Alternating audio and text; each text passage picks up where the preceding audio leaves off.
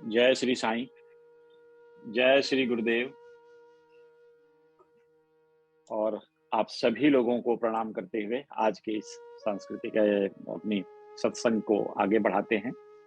तो पिछले अध्याय को आपने देखा कि पिछले अध्याय में सच्चिदानंद साईनाथ महाराज गूढ़ से गूढ़ बात समझाने के लिए कितना सरल उपाय उपयोग में लाए। ईशो उपनिषद जैसी गूढ़ उपनिषद को, उसके भाव को समझने के लिए बाबा ने कैसे काका साहेब दीक्षित के नौकरानी का उपयोग किया, इस लीला को रचा और लीला रच के दास गणों को इसका भाव समझाया। भाव छोटा सा था लेकिन बहुत गहरा है। यदि इस भाव को हम समझ लें तो हमारे जीवन की कई समस्याएं स्वतः ही खत्म हो जाएंगी। भाव यही है कि आपकी अपने भाग्य से, ईश्वर की कृपा से जो कुछ भी आपको प्राप्त हुआ है उसी में अपना समाधान वृत्ति ढूंढना चाहिए। परेशान होकर किसी दूसरे के धन की लालसा नहीं करनी चाहिए। कितना अच्छा सा यह वो ईशो उपनिषद का उपदेश सच्चिदानंद साईनाथ ने दासगणों के माध्यम से पूरे जमात को, सब लोगों को, पूरे भक्तों को समझाया। नहीं तो हम और आप कौन पढ़ पाते ईशो उपनिषद को? कौन ईशो उपनिषद को छूने जाता? कौन जानता कि इसमें 18 श्लोक हैं और ये 18 श्लोक जीवन के हर क्षेत्र की व्याख्या करते हैं, हमारे कर्मों की व्याख्या करते हैं, सलाह देते हैं कि हमें कैसे कर्म करना चाहिए, हमें कैसे भक्ति करनी चाहिए, कैसे अपना जीवन जीना चाहिए। ये 18 श्लोक वेदों का निचोड़ हैं और इन 18 श्लोकों में वेद व्यास ने, यूं कहा जाए कि अध्यात्म की सारी विधाओं को इकट्ठा करके एक जगह रख दिया है, तो अतिशयोक्ति नहीं है। और इस एक जगह होने के बावजूद, इसके शाब्दिक अर्थ को जानने के बावजूद दासगणों को इसका मूल भाव समझ नहीं आ रहा था। तो दासगणों ने साईं बाबा के पास जाकर के उनसे पूछने का आग्रह किया कि बाबा कृपया मुझे इसका भाव समझाएं। और बाबा ने कहा हम क्या, काका की नौकरानी तुम्हें समझा देगी। तो कितना बड़ा सब्जेक्ट, कितना गूढ़ विषय, कितना गूढ़ मर्म, और बाबा ने समझाया कैसे? इतनी आसानी से। और यही आसानी से बाबा की जो यह विधा है, यह रीति है, यह तरीका है अपने भक्तों को समझाने का। इसीलिए बाबा अक्सर कोई न कोई लीला करते थे ताकि उन लीलाओं का छाप आपके हृदय में रहे और आप आसानी से गूढ़ शब्दों को, गूढ़ तत्वों को समझ सकें। आपके जीवनचर्या को बाबा सुधारने के लिए लीलाएं करते थे। खुद आगे बढ़ करके जीवनचर्या कैसा होना चाहिए दिखाते थे। सच्चिदानंद साईनाथ महाराज तो समर्थ सदगुरु हैं, सर्व समर्थ हैं, सर्व व्यापक हैं। इनकी व्यापकता में कोई कमी नहीं है। आप जहां जिस क्षण सच्चिदानंद साईनाथ महाराज की आराधना कर उन्हें पुकारते हैं, बाबा दौड़े दौड़े चले आते हैं। बाबा तो सिर्फ अपने भक्तों के भाव के ऋणी हैं, भाव ढूंढते हैं कि जो भी भक्त भावपूर्ण आर्तनाद करता है, सच्चिदानंद साईनाथ उसकी सहायता के लिए तुरंत तत्पर रहते हैं और पहुंचकर उसको सहायता प्रदान करते हैं। जीवन में तमाम कठिनाइयां आती हैं। इस नश्वर लोक में जब हम जीवन जीते हैं तो कठिनाइयों से भरा पूरा है और इन कठिनाइयों को दूर करने का एकमात्र साधन सच्चिदानंद साईनाथ पे पूर्ण विश्वास, उनमें श्रद्धा, उनके श्री चरणों में श्रद्धा और उनको उनका भजन कीर्तन करना। आगे हम आज इस अध्याय में देखेंगे कि किस तरह से ईश्वर अपनी भजन कीर्तन, अपनी भक्ति के बारे में आज भगवान खुद व्याख्या करेंगे। तो यह देख करके आपके जीवन में कुछ सुधार आए। मैं यही चाहूंगा कि इन भक्तियों के बारे में बड़ा विस्तृत और जितना सरल हो सके उस तरह से समझने का प्रयास करें कि आखिर कैसी भक्ति भगवान को चाहिए और कैसी भक्ति हमें करनी चाहिए जिससे हमारा यह मनुष्य जन्म सार्थक हो और हम मुक्ति मार्ग पर आगे बढ़कर मुक्ति प्राप्त कर सकें, अपने जीवन को सफल बना सकें। ऐसा काम, ऐसी कौन सी भक्ति है, क्या तरीका हो सकता है, आज इसके बारे में इस अध्याय में हम लोग परिचर्चा करेंगे।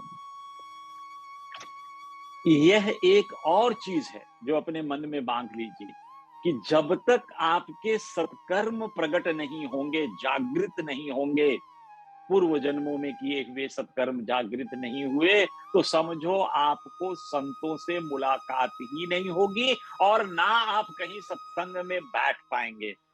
तो सत्संग में अगर आप बैठ रहे हैं, भगवान की भजन कीर्तन, उनकी लीलाओं का वर्णन श्रवण कर रहे हैं, तो यह निश्चय जानिए कि आपके जो सत्कर्म है वह जागृता अवस्था में है। सत्कर्म जागृत अवस्था में है, इसका मतलब आपके दिन अच्छे चल रहे हैं। इन दिनों का उपयोग करते हुए भगवान की भक्ति का प्रयास करिए और भगवान को प्राप्त, ईश्वर को प्राप्त करने, गुरु को प्राप्त करने का प्रयास करिए ताकि आपका जीवन सफल हो और आप मुक्ति मार्ग पे अग्रसर हो सके। जैसे देखिए हेमाद पंत को ही देख लीजिए, जिन्होंने साईं सचरित्र की संरचना की है। ये बांद्रा में रहते थे और बांद्रा में एक पीर मौलाना साहब बड़े काबिल फकीर थे। उन दिनों उनके दर्शन के लिए बहुत दूर दूर से लोग आया करते थे, लेकिन हेमाद पंत को कभी मौका नहीं मिला कि वो पीर फकीर साहब, पीर मौलाना साहब के पास जाकर उनका दर्शन कर सके, उनके सत्संग का लाभ ले सकें। बगल में रहते थे, बांद्रा में दोनों रहते थे, लेकिन हेमाद पंत को नसीब नहीं हुआ और उनका दर्शन वो नहीं कर पाए किसी कारण से। जो भी रीजन रहा, उनका भेंट नहीं आया। इसका मतलब यही है कि वो शुभ दिन नहीं आए थे, उनके वो जो सत्कर्म है वो जागृत नहीं हुए थे, तो संतों से मुलाकात कैसे होगी। देखो, संतों का कोई धर्म नहीं होता, ये बात बिल्कुल मान के चलना। सब संत एक दूसरे से जुड़े होते हैं, यह भी मानकर चलना। और इसी चीज को आगे की लीलाएं हमें ये प्रकटित करेंगी कि संत चाहे कहीं भी हो, संत शक्ति, जो गुरु शक्ति होती है, वह एक दूसरे से जुड़ी होती है और एक संत दूसरे संत के बारे में, एक सदगुरु दूसरे सदगुरु के बारे में, होने वाली घटनाओं के बारे में पूर्णतया सचेत होते हैं, जानते हैं। उनके नॉलेज में होता है कि कौन सा कर्म कहाँ चल रहा है। ये समर्थ होते हैं, इसीलिए हम इनको समर्थ सदगुरु कहते हैं, समर्थ संत कहते हैं। तो जब हेमाद पंत का भाग्य जगा तो आपने देखा कि कैसे सच्चिदानंद साईनाथ महाराज के चरण में आ गए, उनके शरण में आकर उनकी भक्ति को प्राप्त कर अपना जीवन सफल बना लिया। हेमाद पंत आज विश्वव्यापी, विश्व में सब जगह जाने जाते हैं साईं बाबा के एक अनन्य भक्त के रूप में, साईं बाबा पे लिखी हुई साईं सचरित्र ग्रंथ के रचयिता के रूप में। तो ये बाबा की ही देन थी। सच्चिदानंद साईनाथ, हम तो ये कहते हैं कि जब आप अपने गुरु से जुड़ते हो तो कोई अभिलाषा लेके न जुड़ो, मान सम्मान के लिए मत जुड़ना, धन के लिए नहीं जुड़ना। गुरु के साथ सच्ची भक्ति से अपने जीवन के उद्धार के लिए, अपने जीवन के मुक्ति के लिए जुड़ने का प्रयास करना, ताकि आपके जो आध्यात्मिक प्रगति है वह निरंतर चलती रहे, अनवरत चलती रहे और अंतिम जो कहते हैं कि हमको अंतिम सदगति जो सदगुरु के शरण में, चरण में, उनमें विलीन होने का है, वह प्राप्त हो सके। इसलिए भगवान से कभी भी ऐश्वर्य, धन, ये सब, अरे दासगणु महाराज का ले लीजिए ना। दासगणु महाराज एक कांस्टेबल थे, सच्चिदानंद साईनाथ महाराज की ऐसी कृपा कि दासगणु आज पूरे दुनिया के घर घर में जाने जाते हैं अपनी रचनाओं से और अपनी श्री साईं भक्ति से। एक कांस्टेबल रचनाकार बनता है, उसमें ईश्वर की कृपा नहीं तो और क्या है? उनके सद्गुरु की कृपा नहीं तो और क्या है? कैसे ये सब संभव हुआ? यह तो मात्र सद्गुरु की कृपा है।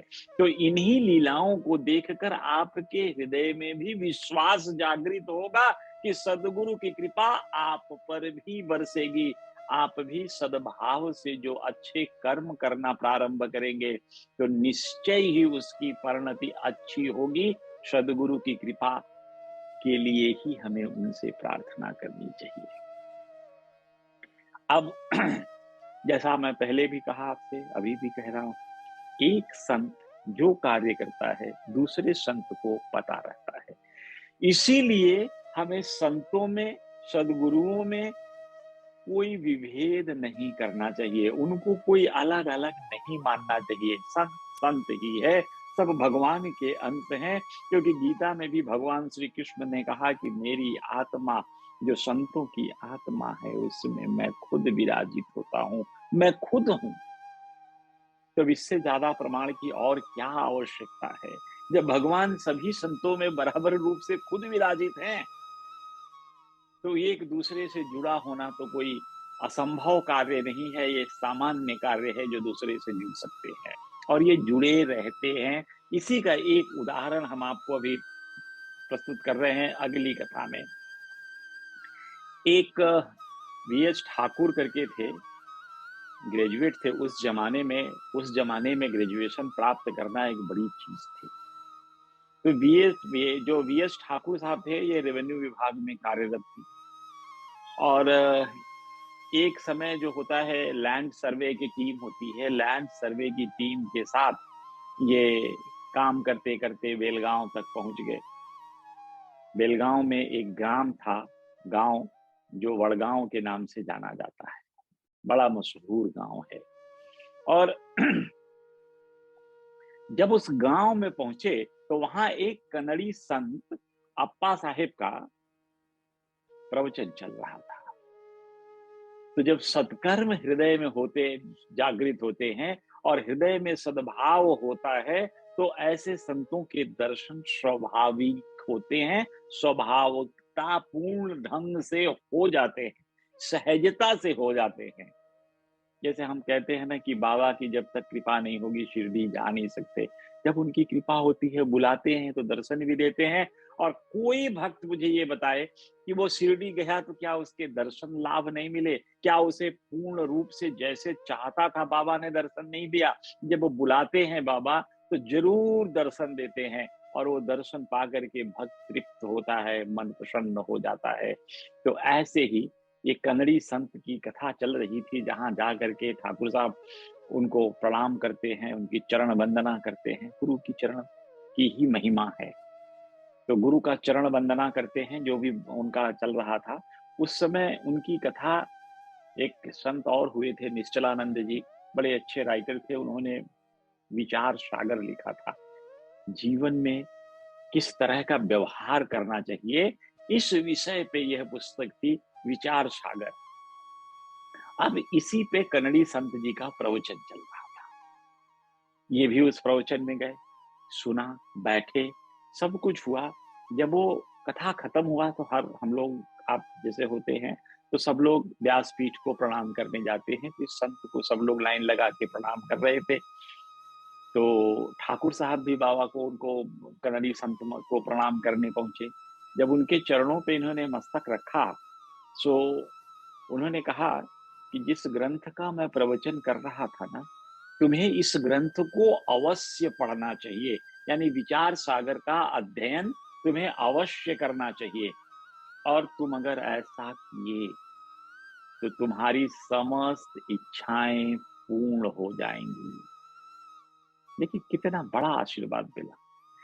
दूसरी चीज उन्होंने कहा कि जब तुम बाद में कभी उत्तर दिशा में जाओगे, तब सौभाग्यवश तुम्हारी मुलाकात एक संत से हो जाएगी, जो तुम्हारा पथ प्रदर्शन करेगा, यानी मार्गदर्शन करेगा, यानी गुरु स्वरूप हो जाएगा।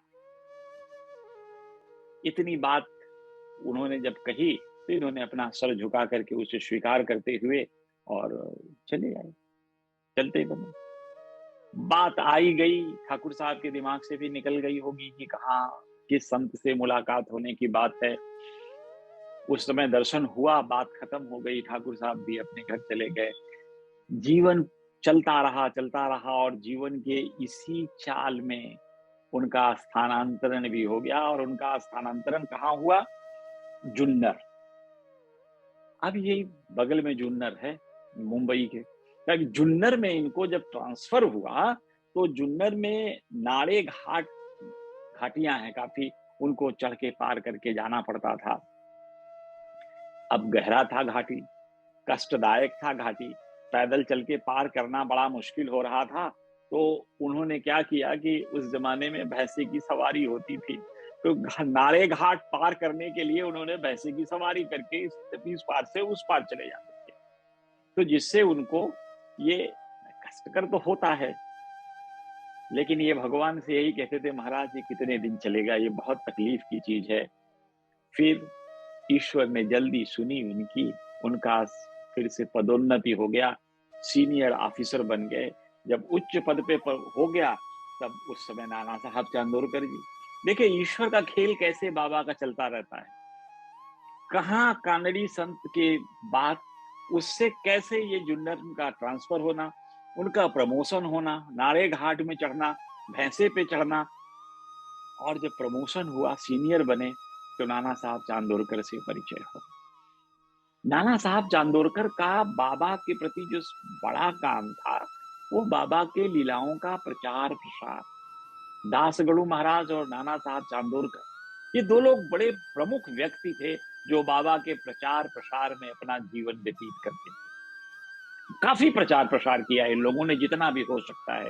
दासगढ़ू महाराज तो जब भी अपना कथा कहते थे, प्रवचन करते थे, कीर्तन करते थे, उस समय श्री साईनाथ महाराज की एक तस्वीर सामने रख लेते थे, ताकि जब बाबा की लीलाओं का वर्णन करते थे तो लोगों को बाबा का दर्शन भी होता था।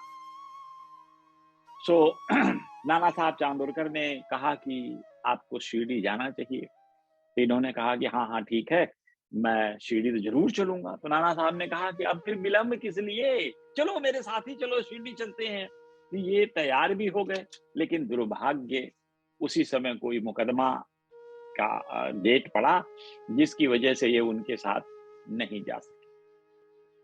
नाना साहब शिरडी चले गए, और ये जब मुकदमे के चक्कर में थाने गए, तो पता चला कि मुकदमे का डेट टल गया, आगे बढ़ा दी गई तारीख। अब इनको लगने लगा कि देखो मेरा कैसा दुर्भाग्य था, मैं नाना के साथ शिरडी चला जाता तो साईनाथ महाराज के कितने अच्छे दर्शन होते, और ये दुर्भाग्य मुझे घेर रखा है कि मेरे भाग्य में ऐसा नहीं था कि मैं उनके साथ जाऊं।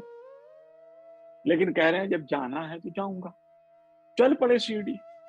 शिरडी चले गए, कुछ दोस्त मिल गए, उनको पकड़ के शिरडी चले गए। और शिरडी जा करके जब साईं बाबा के दर्शन करते हैं, तो कहते हैं जब भक्त और भगवान का मिलन होता है, तो हृदय में जो प्रसन्नता व्याप्त होती है, उसका वर्णन तो शब्दों में करना असंभव ही है। जब भगवान शंकर इस सुख का वर्णन नहीं कर पाते, हनुमान और राम की जब मुलाकात हुई थी, तो भगवान ने, शंकर क्या कहते हैं, प्रभु पहचान परेउ गही चरना, सो सुख उमा जाय नहीं वरना।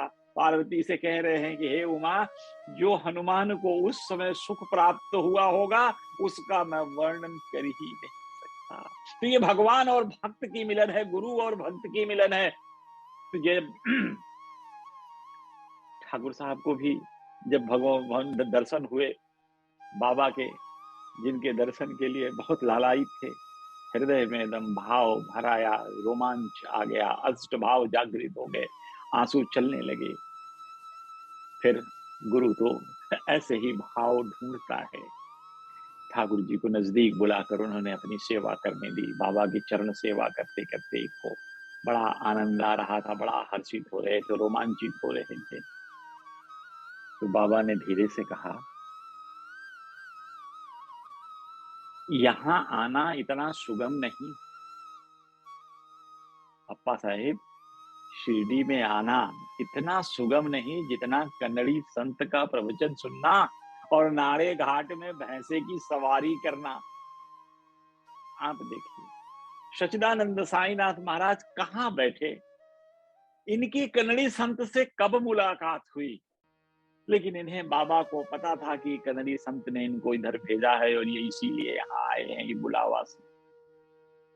यह बाबा की सर्वव्यापकता थी, जिसको सुनकर के ठाकुर के हृदय में ऐसा भाव आया कि गूढ़ शब्द थे, कोई और इनसे परिचित नहीं था ठाकुर जी के अलावा, क्योंकि यही इन्हीं की जीवन की बात थी। यही कन्नड़ी संत से मिले थे, यही नाड़े घाट की को पार भैंसे पर चढ़कर पार किए थे। तो बाबा के यह जो लक्षित शब्द थे, गूढ़ शब्द थे, इनको सुन करके इनके हृदय में अत्यंत प्यार उमड़ आया, बाबा पे श्रद्धा विश्वास सब उमड़ आया, क्योंकि इसका अर्थ इनके अलावा और कोई समझ नहीं पाया था। तभी इन्होंने प्रार्थना की, हे सच्चिदानंद साईनाथ, आप सर्वव्यापी हैं, आपसे इस सृष्टि में होने वाली कोई घटना छुपी नहीं है, इसलिए हे प्रभु अपने चरणों के शीतल छांव में मुझे जगह दीजिए। बाबा का आशीर्वाद प्राप्त किया। बाबा ने कहा कि जो कन्नड़ी संत ने तुम्हें कहा, जो जीवन दर्शन दिया, उसका यदि पालन करोगे तो तुम्हारा जीवन सुखमय रहेगा। ध्यान रखिएगा, एक संत कभी दूसरे संत का अनादर नहीं करता, सम्मान ही करता है। तो उनके दिए वचनों का सम्मान सच्चिदानंद साईनाथ ने किया और उनको याद दिलाया कि जो कन्नड़ी संत ने तुम्हें कहा है, उनका याद ध्यान रखना। और ये सच्चिदानंद की एक ऐसी प्रणाली थी अपने भक्तों को प्यार उड़ेलने का, और बाबा इसी तरह से अपने न जाने कितने भक्तों पे रोज प्यार उड़ेलते थे, रोज उनको दर्शन देकर तृप्त करते थे। अरे इस संसार में आप सोचो, हम जब बाबा की लीलाएं सुनकर मन में इतना प्रसन्नता आता है, तो साक्षात चरण जब बाबा के मिले होते हमें दर्शन करने के लिए, जब हमें छूने के लिए अवसर मिला होता बाबा के चरणों को, तो कितना आनंद होता, उसका अनुभूति आज की तारीख में सोच कर भी मन रोमांचित हो जाता है। चलिए, ऐसे ही सही, जैसे बाबा को याद करके आज उसी भाव से अगर चरण छुए किसी मूर्ति पर भी, तो आपको ऐसा ही महसूस होगा जैसे सच्चिदानंद साईनाथ महाराज के साक्षात चरण का दर्शन आप कर रहे हो, साक्षात चरण छू रहे हो भगवान के।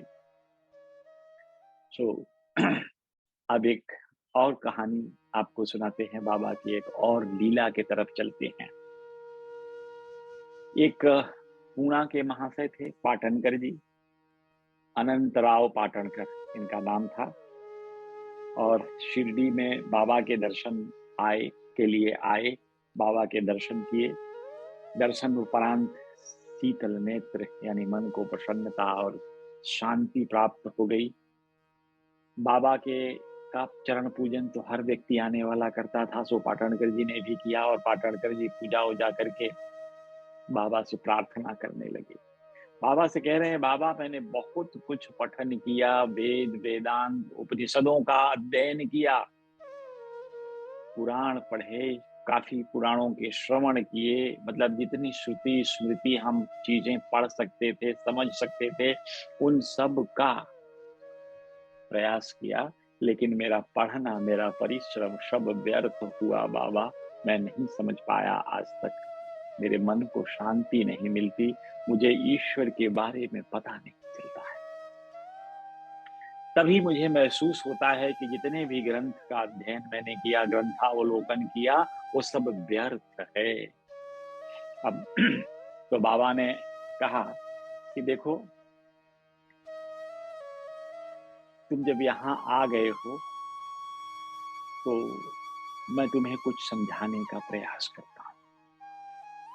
इन्होंने कहा, बाबा अपनी कृपा दृष्टि मेरे ऊपर दे दीजिए, क्योंकि मैं सुना हूं कि साईनाथ महाराज की कृपा दृष्टि पड़ते ही हृदय में पूर्ण शांति व्याप्त हो जाती है। तो बाबा ने कहा कि अच्छा, तुम्हारी अगर ऐसा विश्वास है तो मेरी बात ध्यान से सुनो और ऐसा ही आचरण करो, तुम्हारे मन में भी शांति व्याप्त हो जाएगी, तुम्हारे मन की चंचलता नष्ट हो जाएगी। तो बाबा ने उनको एक कहानी सुनाई, और कहानी ऐसा था कि बाबा ने कहा कि एक समय में एक सौदागर यहाँ आया शिरडी में और उसके सामने ही एक घोड़ी ने लीद की। तो घोड़ी के लीद को आपने देखा होगा, छोटे-छोटे, छोटे-छोटे, गोले-गोले, गोले-गोले होते हैं। तो उसने कहा कि बाबा ने कहा कि जब घोड़ी ने लीद किया तो उस सौदागर ने बिना समय गंवाए अपने धोती का एक छोर खोला और उस लीद में से 9 गोले उठा लिए और उसको गठरी में बाँधा और बाँध करके चला गया। और चला गया तो उसके चित्त को शांति हो गई। अब इतने मात्र से, इस कथा से आपकी क्या समझ में आएगा कि घोड़े ने 9 लीद किया, घोड़े के लीद के 9 गोले उठाकर धोती के एक छोर में बांध करके चलता बना और उसके मन को शांति मिल गई। पाटणकर जी के कुछ समझ में नहीं आया कि इसके बाबा कहना क्या चाहते हैं। तो लोग शिरडी में एक अच्छी परिपाटी थी कि लोग बाग एक दूसरे से पूछते रहते थे। तो ये भी गणेश दामोदर जी यानी दादा केलकर जी के पास गए और दादा केलकर जी से इन्होंने पूछा कि मैंने बाबा से प्रार्थना किया था कि मेरे मन को शांति नहीं मिलती, तो बाबा ने ऐसी कथा सुनाई कि एक घोड़े के लीद में से 9 गोले उठाकर सौदागर ने अपने गमछे में और धोती में बांध कर लेकर चला गया और इसके मन को शांति मिली। तो दादा केलकर ने कहा कि देखिए, बाबा की जो कही वचन हैं, जो बाबा कहते हैं, उसका बड़ा गूढ़ अर्थ होता है। लेकिन इतने दिन रहते रहते हम लोग जो समझ सकते हैं अपने बुद्धि विवेक से, उससे मैं बताता हूं कि शायद बाबा ने आपको नवधा भक्ति की प्रेरणा दी है। और नवधा भक्ति में वो यही कहते हैं कि वो जो घोड़ी थी वो ईश कृपा थी और 9 गोले एकत्र किए हैं, वो नवधा भक्ति। यानी भक्ति 9 प्रकार की होती है। इन 9 प्रकार की भक्ति को हम नवधा भक्ति कहते हैं। और नवधा भक्ति बड़ी सुहावन पावन है। तो आज हम लोग अब जो आधा घंटा का समय बचा है, इसमें नवधा भक्ति के ऊपर परिचर्चा करेंगे। वरना देखते हैं किस तरह से नवधा भक्ति, क्या है नवधा भक्ति और कैसे होती है नवधा भक्ति। यानी नवधा यानी नवविधा भक्ति के, भक्ति 9 प्रकार की कौन कौन सी हैं। तो दादा केलकर ने कहा, श्रवण कीर्तन, नाम स्मरण, पाद सेवन, अर्चन, बंदन, दास्य भाव और साक्षी भाव। तो कह रहे हैं ये 9 प्रकार की भक्तियां हैं भगवान की। अब यही बाबा दिखाना चाहते थे कि नवधा भक्ति को अपना लो और अपना करके अपना प्रसन्न हो जाओ, शांत चित्त हो जाओ, क्योंकि भगवान के शरण में आ जाओगे तो शांति अपने आप मिलनी है।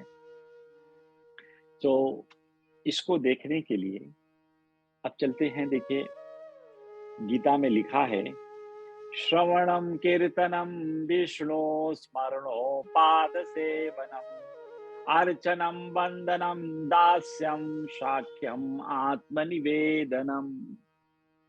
भगवान ने भी यहाँ गीता में भी कहा है कि 9 प्रकार की भक्ति है। श्रवणम कीर्तनम विष्णु। सो ये 9 प्रकार की भक्तियों में एक एक भक्ति हम उठाते हैं। पहले इस 9 प्रकार की भक्ति जो गीता में कहा है, और फिर 9 प्रकार की भक्ति जो भगवान श्री राम ने रामायण में कहा है। इन दोनों का आनंद लेंगे, रसास्वादन करेंगे। तो पहले चलते हैं, श्रवणम कीर्तनम विष्णु स्मरणम पाद सेवनम अर्चनम वंदनम दास्यम साख्यम आत्मनिवेदनम। पहला भक्ति है श्रवण, यानी भगवान के गुण का श्रवण करना, भगवान के लीलाओं को श्रवण करना, यह एक भक्ति है। अगर भावपूर्ण ढंग से भगवान की लीलाओं का श्रवण किया जाए, कोई उनके लिए गीत गा रहा है, कोई कीर्तन कर रहा है, अगर इस चीज का सिर्फ श्रवण करें तो भी श्रुति कहलाती है। श्रुति बहुत बड़ी चीज है, श्रुति ही वेद है। तो श्रुति जो श्रवण करते हैं भाव से, देखिए 2 चीज होता है। एक, जब कोई कुछ कह रहा है, जैसे मैं बाबा के बारे में बोल रहा हूं, आप यहाँ सुन भी रहे हैं, लेकिन कुछ लोग इसको सुन रहे हैं, नहीं भी सुन रहे हैं। सुन रहे हैं यानी उसको आत्मसात कर रहे हैं, उसको गहन विचार से ग्रहण कर रहे हैं, वो सुनना, कान से सुनने का नहीं। सो वो कह रहे हैं श्रवणम, भगवान की लीलाओं का श्रवण करना, भगवान के कीर्तन का श्रवण करना, भगवान के यश गान का श्रवण करना, यह एक भक्ति है। तो अब आप देखें कितनी सरल भक्ति है, ये तो सरलता से भी सरल, सरलतम से भी सरल। खाली सुनना ही तो है, मन लगा कर सुनना है, भाव से सुनना भगवान की एक भक्ति है। अब दूसरी भक्ति के बारे में हम बात करते हैं। दूसरी भक्ति है कीर्तन। आपने सुना होगा कितने कीर्तनकार, दास गणु महाराज खुद एक कीर्तनकार थे। महाराष्ट्र की पावन भूमि में हरिदासों की भरमार है। हरिदास तरह तरह के कीर्तन करते रहते हैं। तो कीर्तन होता है art of spiritual teaching through story telling. वो गा गा के स्टोरी भी बताते हैं भगवान की।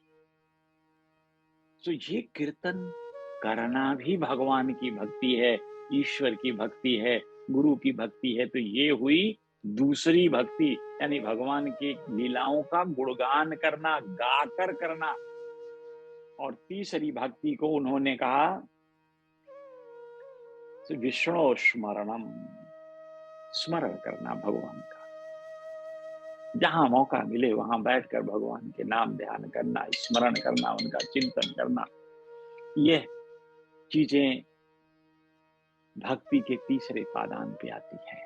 फिर चौथे पादान पे आती है स्मरण करना। उसके बाद है पाद सेवनम। गुरु के साथ तो पाद सेवन ही होता है, यानी उनके लिए कर्म करना, गुरु के लिए कर्म करना, यह चीज आती है। और अगली भक्ति है अर्चनम, वंदनम, दास्यम, शाक्यम, आत्मनिवेदनम।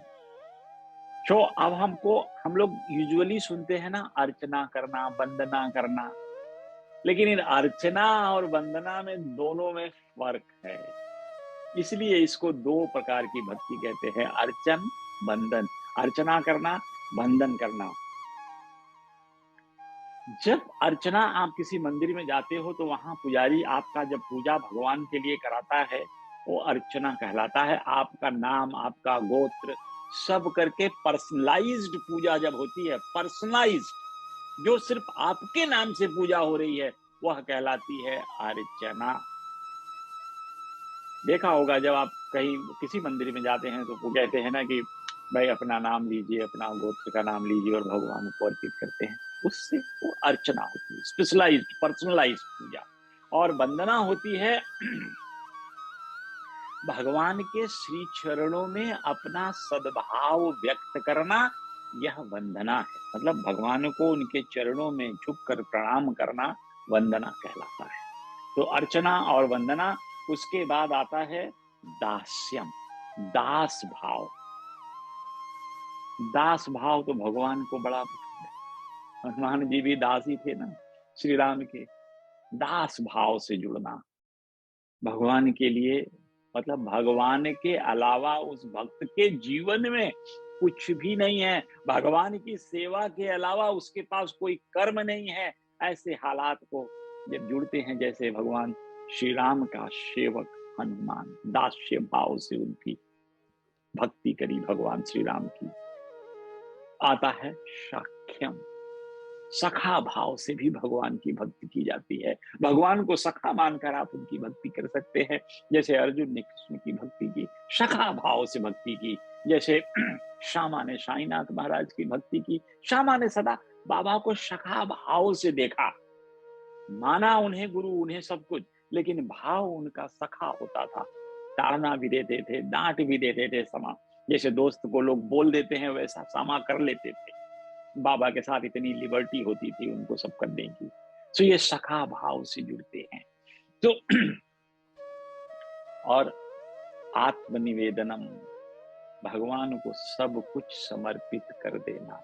सब कुछ, मतलब भगवान आपके अलावा हमारे जीवन में कोई नहीं है। तो यह आत्मसमर्पण जिसको कहते हैं ना, वो आत्मनिवेदन। तो वो चीज थोड़ी मुश्किल है, लेकिन एक चीज ध्यान रखना, ये 9 भक्ति आपको नहीं करनी है। इनमें से कोई एक भक्ति भी पकड़कर अगर आपने भगवान के शरण में ग्रहण कर लिया शरण को, तो बस आपका बेड़ा पार, निश्चय जानिए।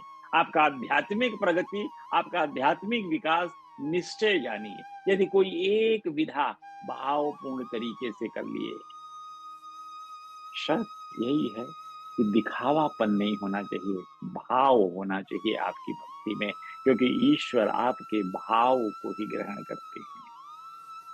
तो इस प्रकार से नवधा भक्तियां हैं। आप चलते हैं हम लोग रामचरितमानस में, देखते हैं कि नौ भक्तियों को भगवान कैसे वर्णन करते हैं।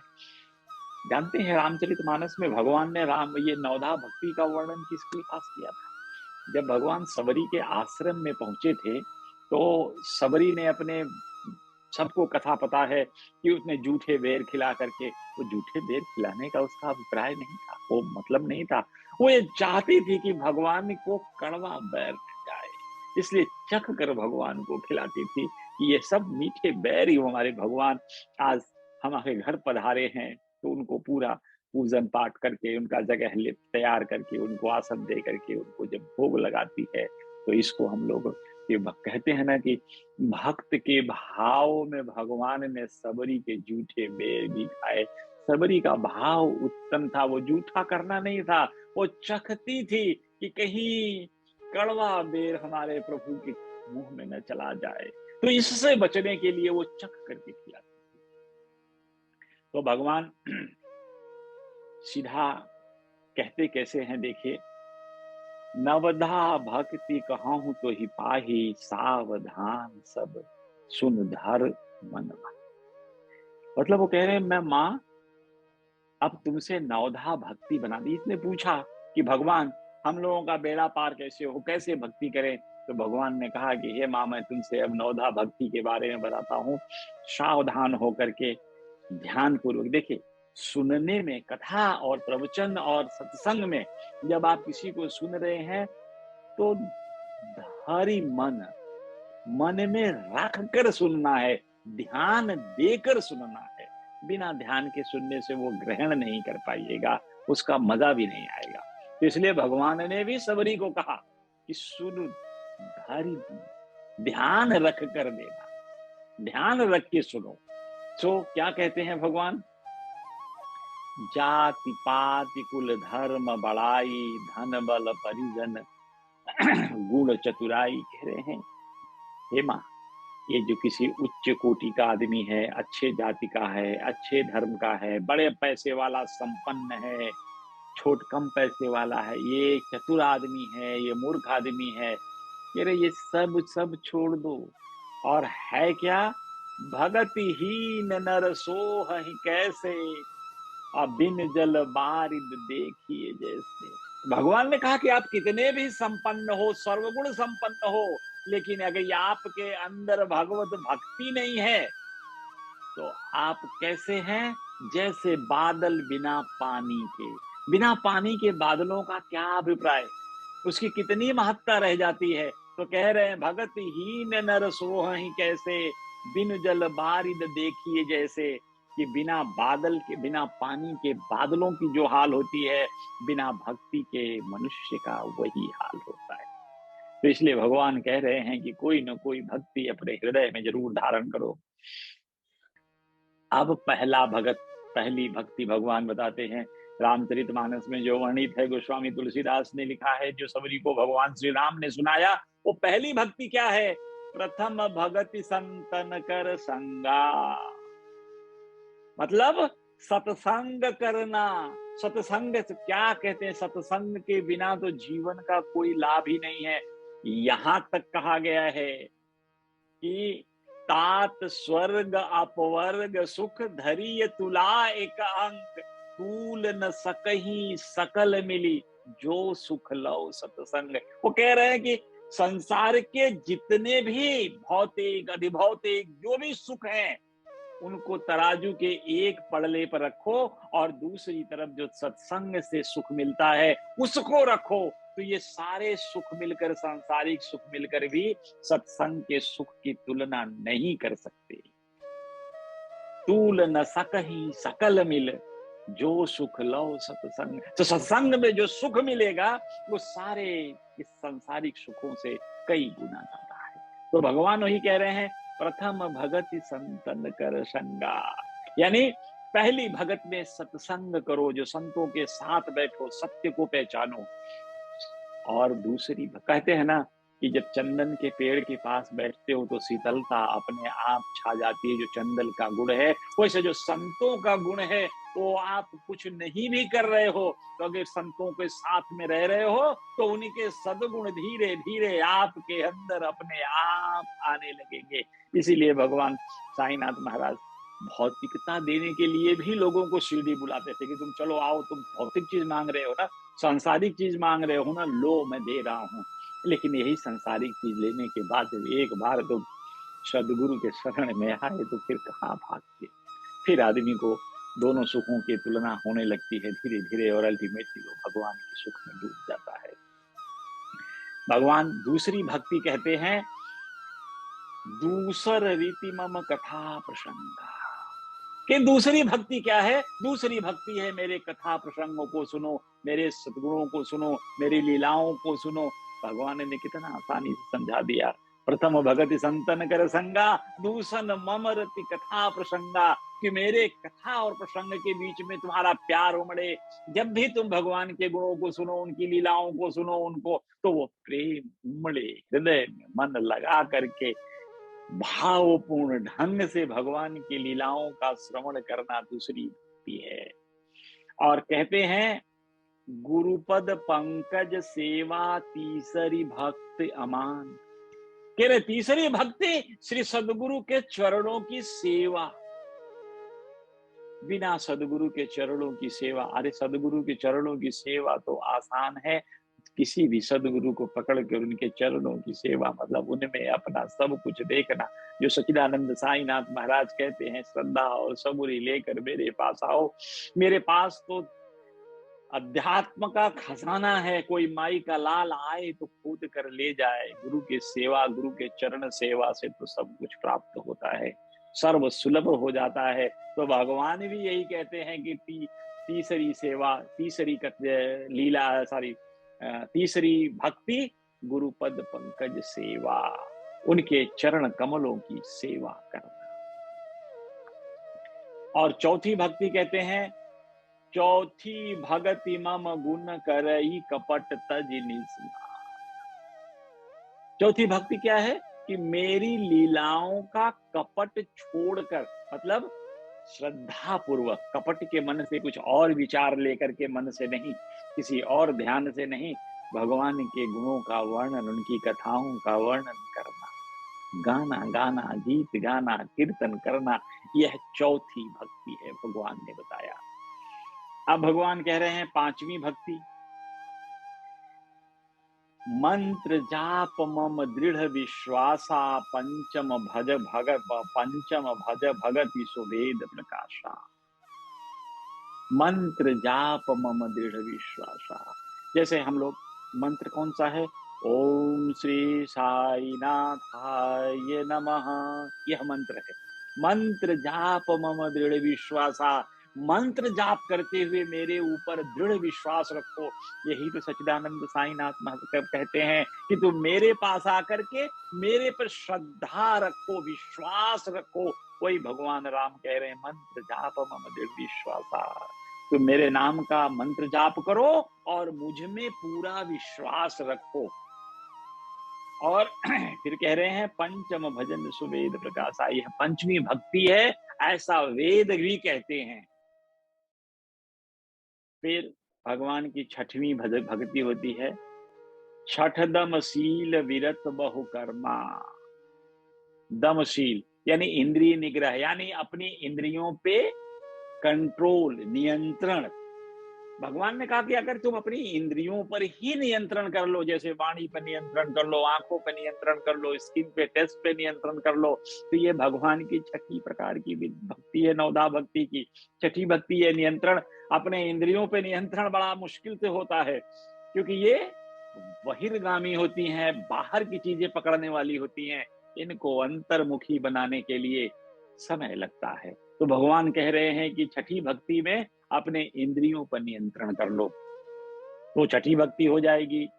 निरत निरंतर सज्जन धर्मा, भगवान कह रहे हैं इंद्रिय निग्रह करके सज्जनता की सेवा करो, सज्जनता की तरह व्यवहार करो, सज्जन पर आदमी इंसान की तरह विश्वास करो। तो ये छठी भक्ति हुई। और सातवीं भक्ति में कहते हैं आठव जथा नहीं, सातव मम मोहि मन मय जग देखा। सतवीं भक्ति है कि पूरे सृष्टि को मेरे समान ही देखो, यानी भगवान सब में व्याप्त हैं, उनको ईश्वर में सब जीव को देखो। यह भगवान कह रहे हैं कि सातव मम मोहि मय जग देखा, मेरे समान ही पूरे सृष्टि को देखो। मोते संत अधिक कर लेसा लेखा, यानी मेरे से ज्यादा संतों को प्यार देना, सत्कार देना, उनकी इज्जत करना। फिर कह रहे हैं आठव जथा लाभ संतोषा, ये ईशोपनिषद का वाक्य। आठम यथा लाभ संतोषा, सपने नहीं देखूं पर दोषा।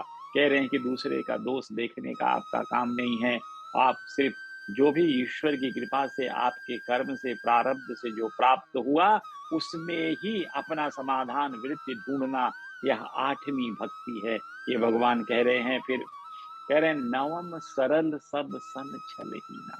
देखिए कितनी ऊंची चीज है। सच्चिदानंद साईनाथ महाराज भी सदैव कहते थे कि सहज बनो, सरल बनो।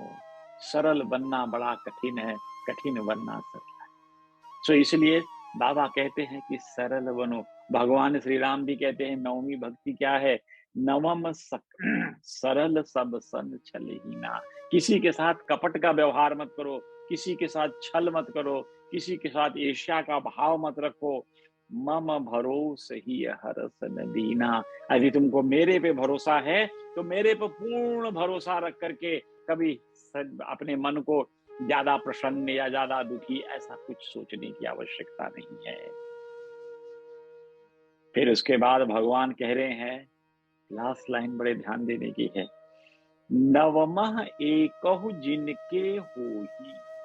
इन 9 भक्तियों में से कोई भी एक भक्ति अगर किसी के पास होगा, वो चाहे नारी पुरुष सचराचर कोई भी हो, स्त्री हो पुरुष हो, सचराचर का कोई जीव हो, यदि इस 9 भक्तियों में से कोई एक गुण भी किसी ने यदि डेवलप कर लिया, सोई अतिशय प्रिय भामिनी मोरे, तो वो मेरे लिए बड़ा प्रिय व्यक्ति होता है। जब भगवान खुद कह रहे हैं कि 9 भक्तियों में से कोई एक भक्ति भी करने वाला व्यक्ति अगर मिल जाए तो वो मेरे लिए बहुत प्रिय होता है। सोई अतिशय प्रिय भामिनी मोरे, सकल प्रकार भगति दृढ़ तोरे। योगी बंद बिंद दुर्लभ अति जोई, सो कहूं आज सुलभ भई कोई।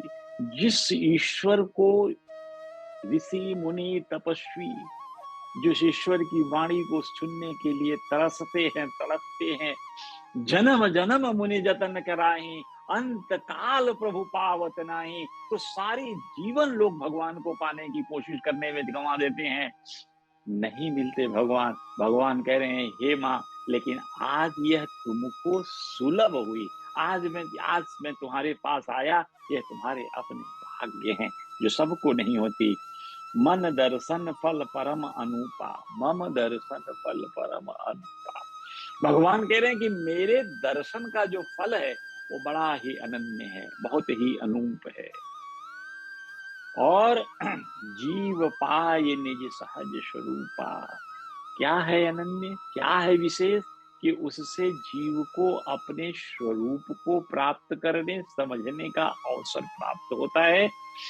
सहज स्वरूपा, भगवान को भी प्राप्त करने का, क्योंकि जीव जो स्वरूप है वही भगवान का स्वरूप है, तो इसको प्राप्त करने में कोई विलंब नहीं। तो ये जो 9 भक्तियां हैं भगवान ने दी हैं, ये 9 भक्तियों को इनमें से कोई, ये जो इनको पाटनकर जी को जो सीख मिली, तो ये 9 भक्तियों की थी। बाबा ने जो गोले कहे, लीद के घोड़े के 9 गोले उठाकर उसने अपने धोती के छोर में बांधा और चलता बना और शांत हो गया, उसके चित्त को शांति मिली। क्यों मिली? कि उसने इन 9 भक्तियों को अपना लिया। सहजता है कहने में बाबा की, लेकिन एक लीला से कहा तो सबके समझ में आई। आज हम लोग भी इस नवधा भक्ति पे परिचर्चा करें और बाबा के लीलाओं को देखने का प्रयास किया। जब केलकर साहब ने इनको समझा दिया ऐसे, ये इन्होंने कहा अच्छा अब मैं समझ गया कि मुझे कैसी भक्ति बाबा के लिए करनी है। तो अगले दिन जब बाबा को फिर प्रणाम करने गए तो अंतर्यामी सच्चिदानंद साईनाथ महाराज ने उनसे पूछा, क्या तुमने भी लीद के 9 गोले एकत्र किए? देखिए सच्चिदानंद साईनाथ का भाव, क्या तुमने भी लीद से 9 गोले एकत्र किए? तो पाटणकर जी ने कहा, बाबा मैं अनाश्रित अज्ञान हूं, बिना आपकी कृपा से मुझे कुछ नहीं मिलने वाला। आपका आशीर्वाद चाहिए, आपका प्यार चाहिए, आपका स्नेह चाहिए, आपकी कृपा चाहिए, जिससे ही मैं इन गोलों को पहचान पाऊंगा और प्राप्त कर सकूंगा। इनके बिना इन गोलों को एकत्रित करना मेरे बस की नहीं। तो भगवान बड़ा बाबा प्रसन्न होते हैं, उन्हें आशीर्वाद देते हैं और आशीर्वाद देकर के उनको वापस भेज देते हैं। और एक जगह रामचरितमानस में गोस्वामी जी ने लिखा है कि भगवान कहते हैं, मम माया संभव संसारा जीव सराचर विविध प्रकारा सब मम प्रिय मम सब मम उपजाए। भगवान खुद कहते हैं सब मम प्रिय। सृष्टि में जितने भी जीव मैंने बनाए हैं ये सारे जीव मुझे प्रिय है। सब मम प्रिय मम उपजाए, सब प्रिय है क्योंकि मैंने उनको उत्पन्न किया है, मैंने पैदा किया है। लेकिन इन जितने जीव हैं इन जीवों में सबसे अधिक मनुज मोहे भाए, यानी सबसे ज्यादा मुझे मनुष्य प्रिय हैं। तो देखिए ये भगवान ने जो आपको मनुष्य योनि दी है, भगवान की प्रियतम योनि है, इसको प्रिय मानते हैं भगवान। और इस योनि में रह कर के भी यदि हम भगवत प्राप्ति नहीं कर सके, अच्छे कर्म नहीं कर सके, तो हमारा यह मनुष्य योनि भी व्यर्थ ही जाएगा। फिर कह रहे हैं तीनमह द्विज, कह रहे इन मनुष्यों में भी ब्राह्मण और तीनमह धर्म अनुरागी अनुसारी, जो उसमें भी ब्राह्मणों में से जो भी धर्म के अनुसार कार्य करते हैं। तीनमह प्रिय विरक्त पुनि ज्ञानी, उनसे अच्छा व्यक्ति वह मुझे प्रिय है जो विरक्त है, जिसको वैराग्य हो गया है सांसारिक चीजों से, जो भगवत भक्ति में सांसारिक चीजें छोड़ दिया है। तो फिर कह रहे हैं ज्ञानी होते अति प्रिय विज्ञानी, यदि कोई ज्ञानी व्यक्ति है तो विज्ञान, विज्ञान मीन्स वह ज्ञान जो आत्मा को ठीक जगह पे ले आए। तो कह रहे हैं विज्ञानी कोई अगर ऐसा जानने वाला है, आत्मज्ञान वाला, तो वो मुझे और प्रिय है। तिनते पुनि मोहि प्रिय निज दासा। आप देखिए मैं ये कथा, ये चौपाई क्यों पढ़ा, कि भगवान ने इतनी साइकिल बताई कि इतने लोग मुझे प्रिय हैं, इसमें ये प्रिय है, इसके बाद ये प्रिय है, इसके बाद ये प्रिय है, लेकिन लास्ट में भगवान क्या कहते हैं, तिनते पुनि मोहि प्रिय निज दासा। यानी जो भगवान के दास भाव से जुड़ गए, जो भगवान को अपना सर्वस्व, भगवान को मालिक मान करके अपना सर्वस्व मानकर उनके चरण में गए, शरण में गए, तो भगवान कहते हैं ऐसे भक्त मुझे अत्यंत प्रिय हैं। यानी ये जितनी कैटेगरीज दिखाई गई, बताई गई, उन सब में मुझे प्रिय हैं। जय गति मोर न दूसरी आशा, क्योंकि ऐसे भक्तों के पास जो मेरे ऊपर आश्रित हैं, उनको किसी दूसरे का आश्रय ही नहीं है, वो तो पूर्ण रूप से मेरे ऊपर ही आश्रित है। इसलिए भगवान कहते हैं कि तिनते पुनि मोहि प्रिय निज दासा। सो भगवान के का यह कथन दास्य भाव से नवधा भक्ति, कोई भी भक्ति भगवान के शरण में जाए तो भगवान अवश्य ही उस भक्त को मोक्ष प्रदान करते हैं, उसको सद्गति प्रदान करते हैं। तो प्रयास हम करें, जो भी आपको अच्छा लगे इन 9 भक्तियों में से कोई एक प्रकार, जिस भक्ति में आपका मन रमे उस प्रकार की भक्ति करनी है। अब एक पंढरपुर के वकील की कथा सुनाता हूं और इसके बाद आज के अध्याय को समाप्त करेंगे। तो पंढरपुर के वकील साहब की ऐसी है कि एक पंढरपुर के वकील साहब शिरडी में आए। शाम को बाबा का सत्संग चल रहा था, उसमें बैठे, और जब बाबा सत्संग करते-करते सबने ये भी आए, सत्संग में बैठे, बाबा को चरण स्पर्श किया, प्रणाम किया, दक्षिणा दिया, सब कुछ करके जब सत्संग में बीच में बैठ जाते हैं, तो बाबा बीच में ही इनको बोलते हैं कि देखो, ये आदमी लोग कितना धूर्त होता है, पीछे मुझे गालियां देता है, मेरी बुराई करता है और यहाँ आके पैर छूता है। बड़ी मजलिस लगी थी, काफी भीड़ जुटी हुई थी। अब बाबा किस पे कहे ये किसी को पता नहीं। सब चुपचाप अपने अंदर रह के कह रहे नहीं, मैं तो नहीं हूँ, मैं तो नहीं हूँ, मैं तो ऐसा कुछ किया ही नहीं, मैं तो करता नहीं। सीख दिखा रहे थे बाबा, ये समझा रहे थे, कह रहे देखो, यहाँ आकर मेरा पैर छूते हैं और पीछे गालियां देते हैं, मानते नहीं हैं। तो ये ड्युअलिटी नहीं होनी चाहिए जीवन में। जब गुरु मानते हैं तो गुरु मानिए, गुरु पे पूर्ण विश्वास रखिए, जब श्रद्धा हो तो गुरु कहिए। कहीं कोई किसी रूप में कुछ अपयश कर रहा है, कुछ गलत काम कर रहा है, कुछ गलत टिप्पणी कर रहा है, निंदा कर रहा है, आप उसमें शामिल हो गए तो काहे की गुरु भक्ति। सो बाबा वही कहे कि लोग बाहर मुझे गालियां देते हैं और यहाँ आके पैर छूते हैं। आज ये बात तो सबके समझ में आ गई, सबने अपना चुपचाप सुन लिया, लेकिन ये वकील साहब के पगड़ी पे कहते हैं ना, फिट बैठी। ये वकील साहब को समझ में आ गया कि बाबा ने ये तो मुझे ही ये चीज कही है, क्योंकि उन्होंने ऐसा काम किया था। तो ये शाम को जब काका साहब दीक्षित से मिलते हैं, तो उन्होंने कहा कि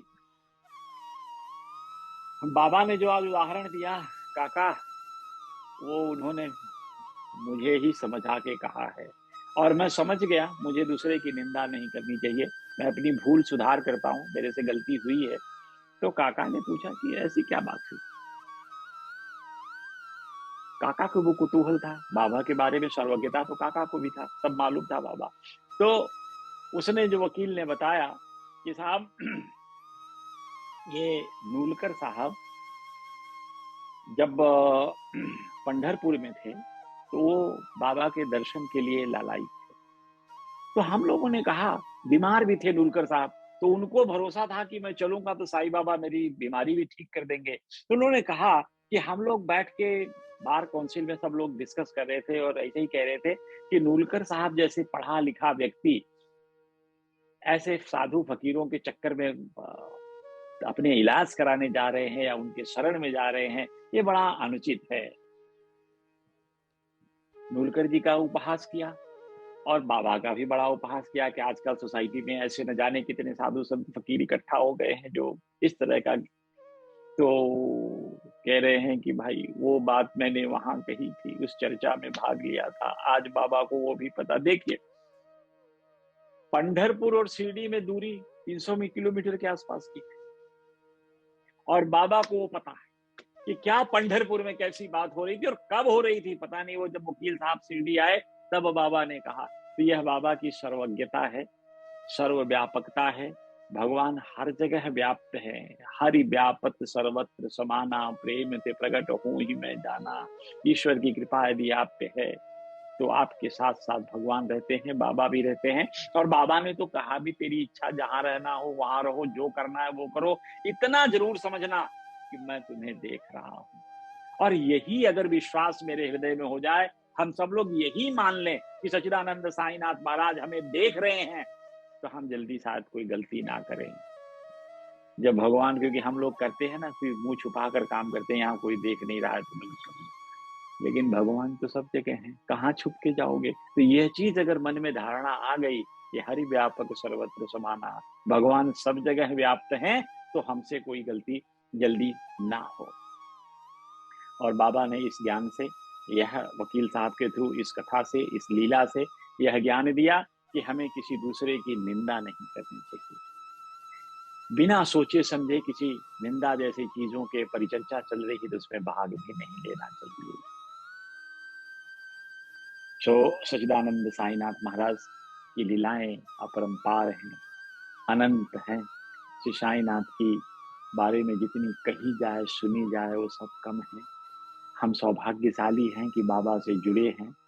इसी तरह से मैं यही प्रार्थना करूंगा अपने लिए भी, आप सबके लिए भी, कि हम लोग कोई गलती ना करें, कि श्री साईं के चरणों से दूर जाना पड़े। सब लोग बाबा के लिए अपने हृदय में प्रेम भाव रखें, सृष्टि के लिए प्रेम भाव रखें, सब लोगों के हृदय में करुणा व्याप्त हो, सब लोग दूसरे की सहायता के लिए तत्पर हों। ईश्वर किसी को कभी भी किसी प्रकार की कोई तकलीफ न दे। जय श्री साईं, जय श्री साईं।